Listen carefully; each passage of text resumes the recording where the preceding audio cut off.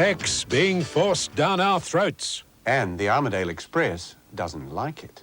Good evening.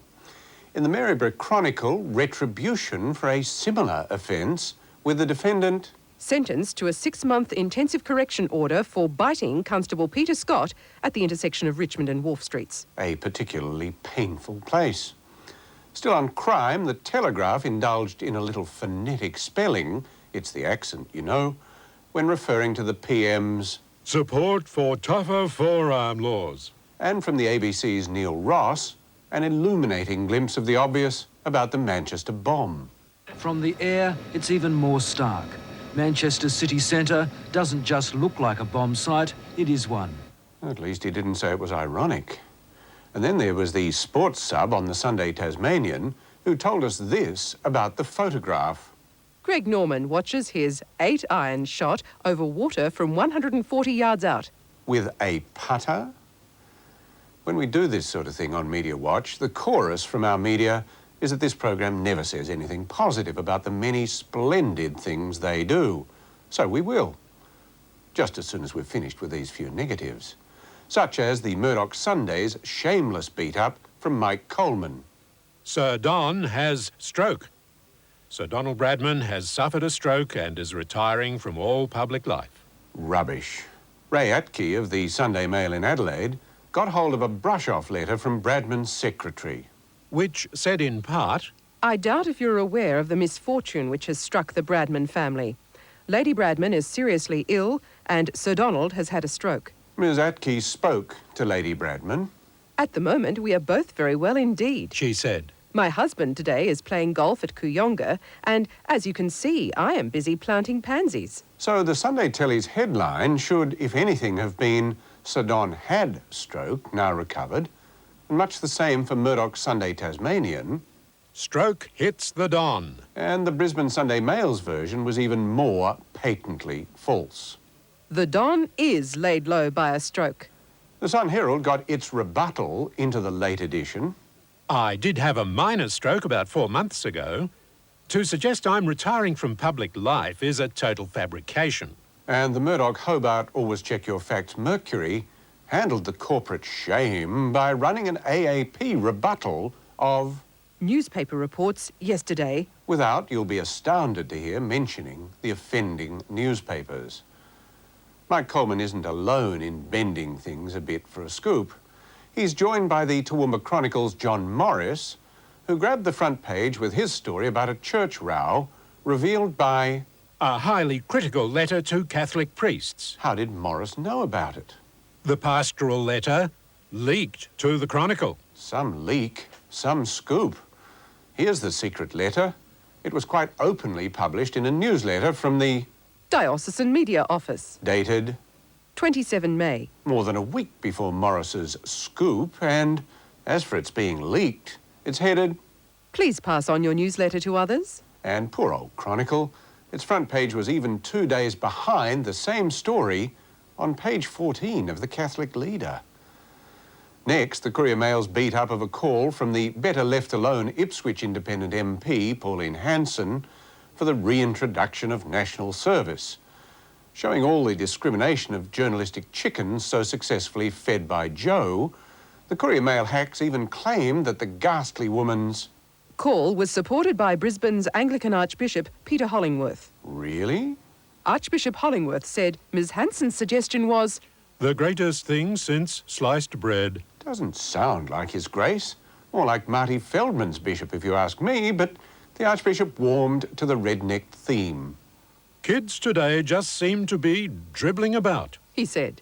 The Courier Mail refuses to tell us which of the reporters, Martin Thomas, Elizabeth Merriment and Michael Madigan, deserves the credit for finding A.P. Hollingworth in the Brisbane phone book, not the Archbishop, of course, not asking him who he was, and inviting his comments on the story. Eventually, the Courier Mail learnt of its ludicrous error, and in yet another demonstration that the media are never wrong, simply ran another story, curiously with no byline this time, about national service, quoting Archbishop Hollingworth, the real one this time.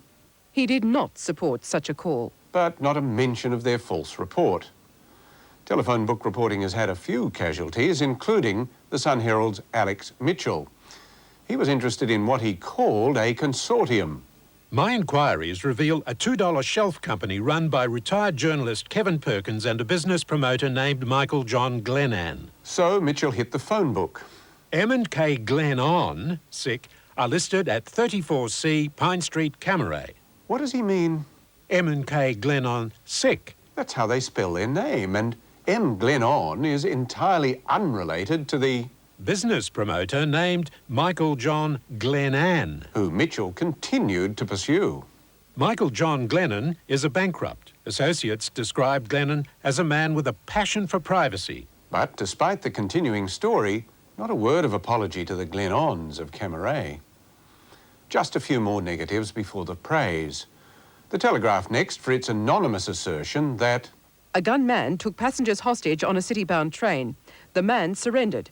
The man was detained by police and taken for questioning at Penrith Police Station. compare and contrast the Penrith Press's coverage of the same story. 13-year-old Gareth Ivory took his toy gun on a mountains train. The toy gun fires rubber darts. That's it. No hostages, no man surrendering, no correction in the telly, no fear. Well, there's always the NT News. Their front pages are ever reliable.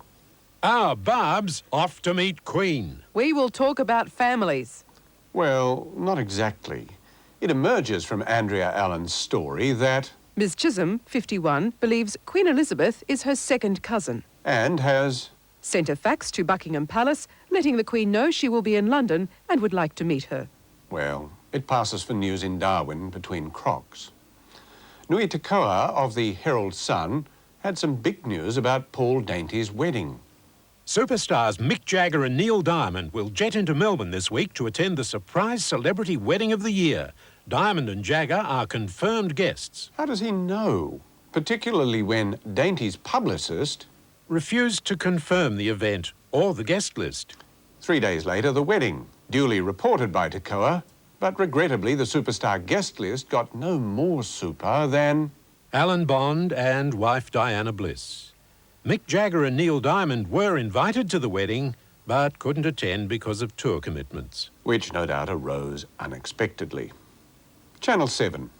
And the day the Immigration Department knocked on the door to take a mother away from her family. 7's Today Tonight, struggling unconvincingly to cut the mustard, has resorted to the soft targets of the media demagogues, big government and big business. A story about visa difficulties has to be reduced to emotional oversimplification. The story of this Sydney mum is also the story of confusing and heartless immigration laws. Heartless laws personalise it. An Australian family shattered by heartless immigration officials. Much better. Big business is the other target, much beloved of fundamentalists. So an insurance company which made an ex gratia payment to a claimant with no right to be indemnified wasn't praised or even thanked. Its generosity was damned with faint and grudging acknowledgement. But once again, you have to wonder why it got to this stage before we saw some good old-fashioned compassion. Helen Welling's reputation as a consumer advocate is hardly enhanced by that kind of stuff.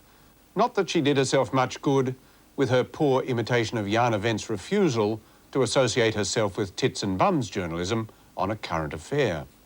She refused to present titillating TV stories which she regards as exploiting women. This is Helen, not Jana.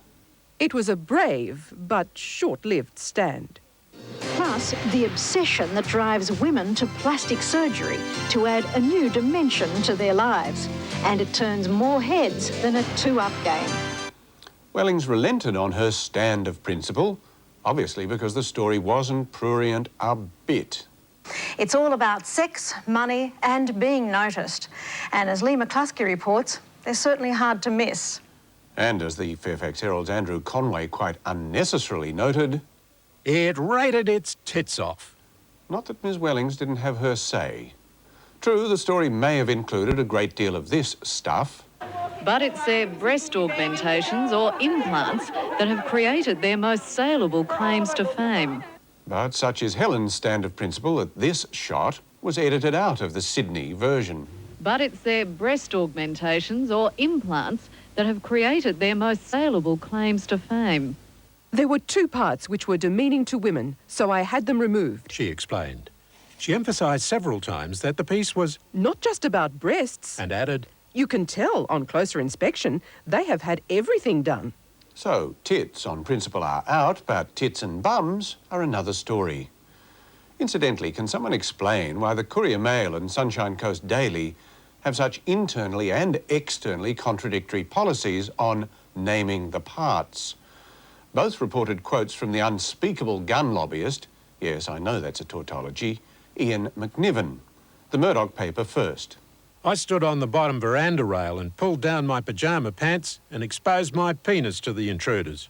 But in the Sunshine Coast Daily, Pulled down my pyjama pants and exposed my deleted to the intruders. the Courier Mail can say penis, but not dick, For all I cared, they could tell the world that I had a little while the Sunshine Coast Daily, which can't say penis, can say dick.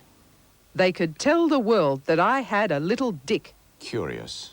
Equally curious that a gun lobbyist thought it necessary to prove his penis is small. That's why they have guns, isn't it? Now, before I get to this week's fine media performances, just a few in the miscellaneous file to clear out. Close to 6 out of 10 Russians still vote communist. That's more than half the population. Thank you, George. Glenn Barclay next on Russia.